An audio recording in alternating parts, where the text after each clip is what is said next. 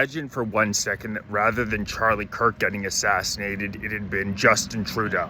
And in the immediate aftermath of that assassination, say Danielle Smith's Minister of Housing had come out on social media and said, well, Justin Trudeau said that many people who didn't want to get the COVID vaccine jab were misogynistic and racist and white supremacist, and brought up the SNC-Lavalin scandal and the We Charity scandal and all the money that he stole from Canadian taxpayers.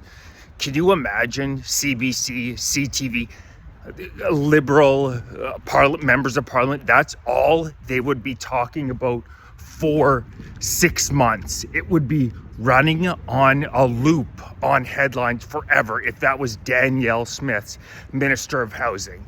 But because it was Charlie Kirk, because it was a conservative man, a conservative Christian man, Nahanni Fontaine, the Minister of Housing in Alberta, is allowed to come out with a disgusting statement 10 minutes after this man had been assassinated, shot in the neck, stating that he was a racist, a misogynist, a bigot, and that she felt exactly zero sympathy for him. 10 minutes after a man was assassinated, one of the senior most officials in all of Manitoba comes out with a disgusting statement like that. You look through the news media right now, CBC, CTV, don't even mention it. Is anybody asking Wab Kinew about that? By the way, Wab Kinew, who Tara Smart, a woman in 2003, said that he flung her across their kitchen. Wab Kinew, who has several DUI convictions, jackass can't get in his car without getting drunk as hell. Wab Kinew, who was charged with assaulting a taxi cab driver in the year 2004, now refuses to get rid of Nahanni Fontaine. It's rules for thee, not for me. Canadian Conservatives need to wake the hell up. The news media, Liberals, if you share views with Charlie Kirk, they hate you and they will dance on your grave. That's what we're seeing. Imagine working with somebody, working in Manitoba politics now, and being forced to work with somebody who, if you share any views with Charlie Kirk, you know Nahanni Fontaine, your Minister of Finance, will dance on your grave if you are dead. That's how sick a society we now live in. 24% of very liberal Canadians state that political violence is acceptable. That versus 3% of very conservative Canadians. 1 in 4 very liberal Canadians believe that it is acceptable to commit acts of political violence for words. Do people not realize the state that we are in right now, where people like Nahanni Fontaine are championed by Wab Kinew? Because in their heart of hearts, they think that if you hold conservative viewpoints, you deserve to be gone. Do you understand how far Canada has fallen? In the aftermath of Kirk's assassination, David Cochrane on the CBC, which receives $1.5 billion from the Canadian taxpayers every year, immediately started listing the most divisive comments that Kirk had made throughout the entirety of his life.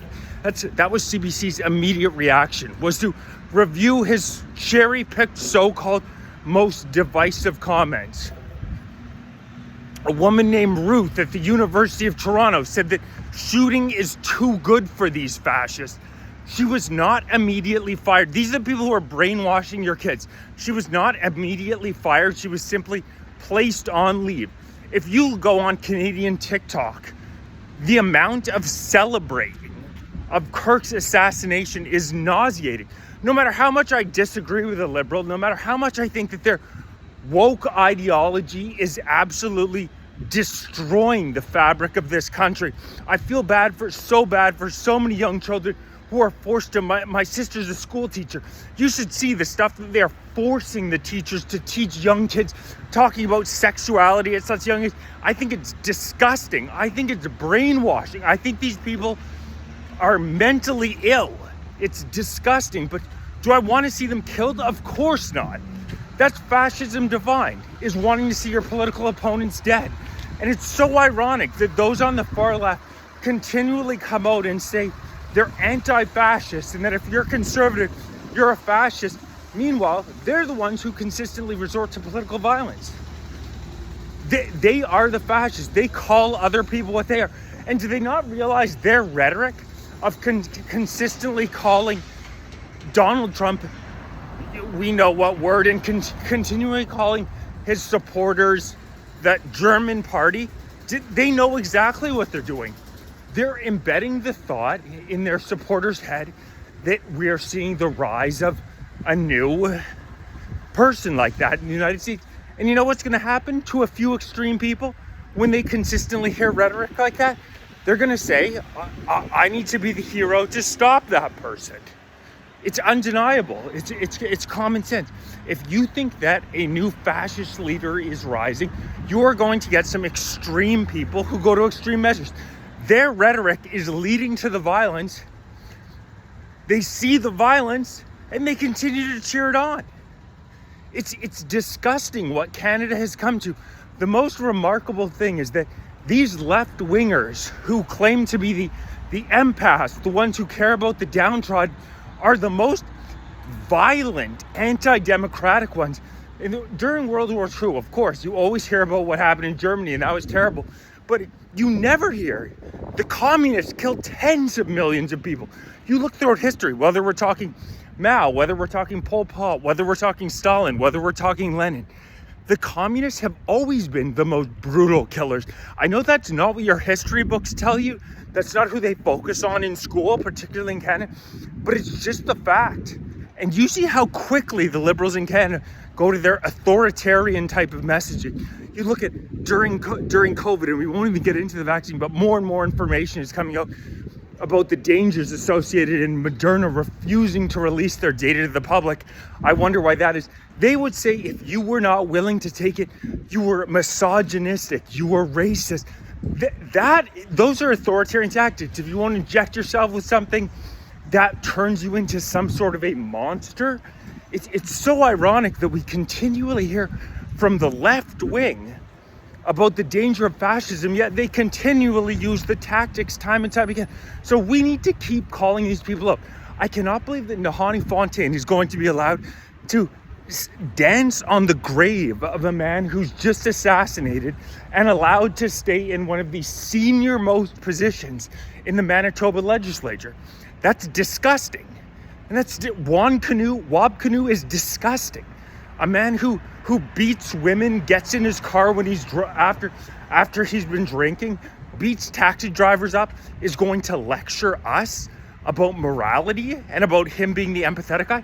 Get the fuck out of here. Are you kidding me? And the CBC, CTV, state propaganda, they should not be receiving another penny from the Canadian taxpayer.